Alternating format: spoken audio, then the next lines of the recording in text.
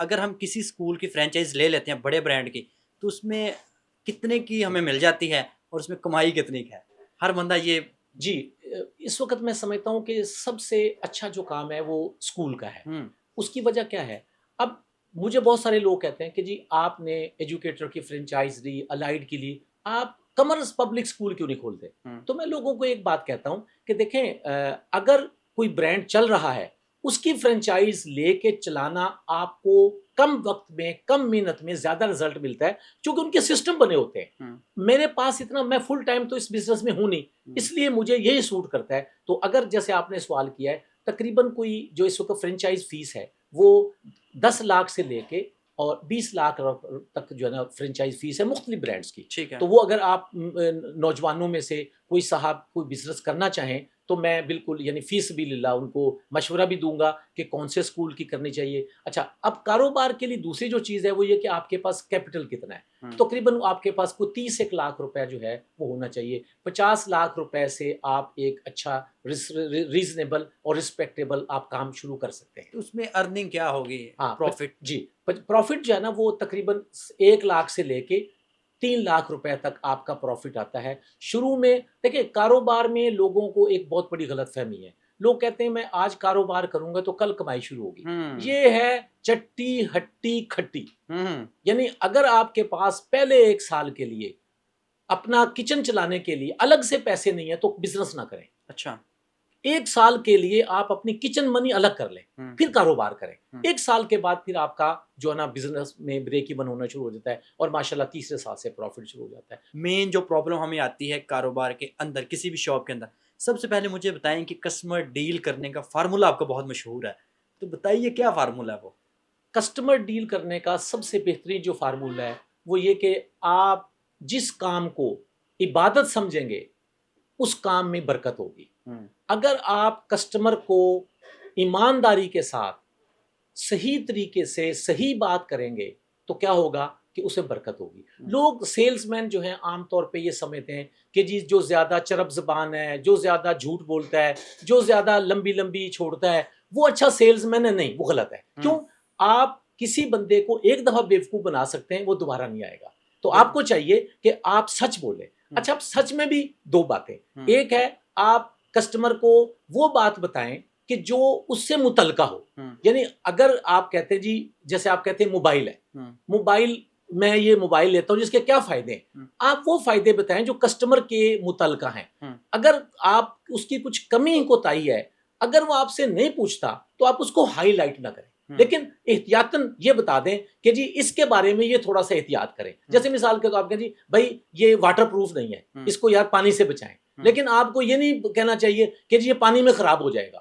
تو اس سے کیا ہے کہ آپ نے کسٹمر کو اس کا بتا دیا اس میں 2 کیمرے ہیں، اس کی اتنا جی بی ڈیٹا اس میں آ جاتا ہے، یہ اس میں پکسل اتنے. جھوٹ نہ بولیں چونکہ جھوٹ اور حسد یہ 2 ایسی چیزیں ہیں کہ جو جھوٹ رزق کو کھا جاتا ہے اور حسد نیکیوں کو کھا جاتا ہے.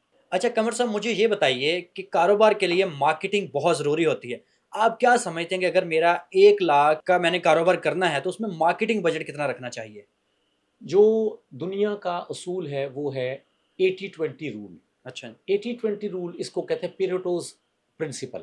یعنی آپ کم از کم 20% جو ہے وہ اپنا بجٹ مارکیٹنگ کا رکھیں پہلے سال. اچھا جی. اس کے بعد پھر جب آپ کا کاروبار چل جائے تو اس کے بعد پھر اپنا گریجولی پھر اپنا بجٹ آپ کم کرتے چلے جائیں. تو مارکیٹنگ کے بغیر کاروبار نہیں چونکہ چلتے. لوگ کیا کرتے ہیں مارکیٹنگ کا بجٹ نہیں رکھتے، 1 سال 2 سال کاروبار چلاتے ہیں اور پھر بند کر کے چلے جاتے ہیں اور پھر یہ کہتے ہیں کہ جی کاروبار میں تو فائدہ نہیں. بھئی آپ نے کاروبار کو کاروبار کے اصولوں کے تحت نہیں کیا تو پھر کیسے چلے گا؟ تو بیسک رولز آپ کیا سمجھتے ہیں مارکیٹنگ یا کاروبار کے؟ مارکیٹنگ کے بیسک رول تو یہ ہے کہ جی سب سے پہلے تو آپ کوئی بھی کاروبار آپ نے کرنا ہو اس کے بارے میں بالکل اچانک چھلانگ نہ ماریں. آپ اس فیلڈ کے پروفیشنلز کے ساتھ ملیں، اس جگہ پہ جا کے کچھ جہاں پہ جیسا آپ کاروبار کرنا چاہیں اس طرح کے ریٹیلرز کے پاس، ہول سیلر کے پاس جا کے آپ ان سے پوچھیں کہ میں جی اس طرح کا کاروبار کرنا چاہتا ہوں، آپ کا کیا مشورہ ہے. ظاہر ہے کوئی بندہ آپ کو کوئی مشورہ دے گا، پھر آپ نے رائے اپنی قائم کرنی ہے. اس کے بعد پھر آپ کوئی نہ کوئی اپنا ایک مینٹور پکڑیں. ہمارے یہاں جو سب سے بڑی پاکستان کے نوجوانوں کی ناکامی ہے، وہ مینٹورشپ پہ بلیو نہیں کرتے. یعنی وہ کوئی کسی کو اپنا استاد نہیں مانتے. دو ویڈیو دیکھ لی، اب آج کل ایک بھرمار لگی ہوئی ہے، یہ کاروبار کریں یہ کاروبار کریں، وہ پھر نقصان ہوتا ہے تو پھر لوگ کہتے ہیں کہ جی دیکھیں مجھے نقصان ہو گیا.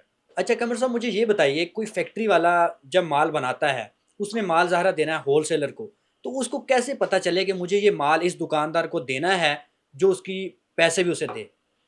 اس کے لیے ایک لٹمس ٹیسٹ ہے. لٹمس ٹیسٹ سمجھتے ہیں؟ لٹمس ٹیسٹ یہ تھے، ایک پیپر ہوتا ہے لٹمس پیپر اس کو کہتے ہیں. اس کو آپ الکلی کا پتہ کرنا ہو، میں چونکہ ایف ایس سی کی ہے تو آپ اس کو ڈالتے ہیں تو اس کا کلر چینج ہو جاتا ہے. یعنی آپ ایک فوری طور پہ جو کسٹمر آپ سے بحث نہیں کرتا، آپ کو کہتا ہے مجھے یہ بھی دے دیں، مجھے یہ بھی دے دیں، یہ بھی دے دیں، اس کا مطلب ہے اس کا پیسے دینے کا ارادہ نہیں ہے، وہ آپ کو بیوقوف بنا کے مال لینا چاہ رہا ہے. نمبر 2، آپ کو مارکیٹ کے دکانداروں سے دائیں بائیں سے بھی پوچھنا چاہیے کہ بھائی اس آدمی کا جو ہے وہ لین دین کیسا ہے. کیونکہ اگر آپ نہیں پوچھیں گے تو بعد میں آپ کسی کو کہیں تو ساتھ والا کہے گا یار تم مجھے پوچھ لیتے، میں بتا دیتا، یار یہ ہر بندے دے پیسے دبا کے بیٹھا ہے.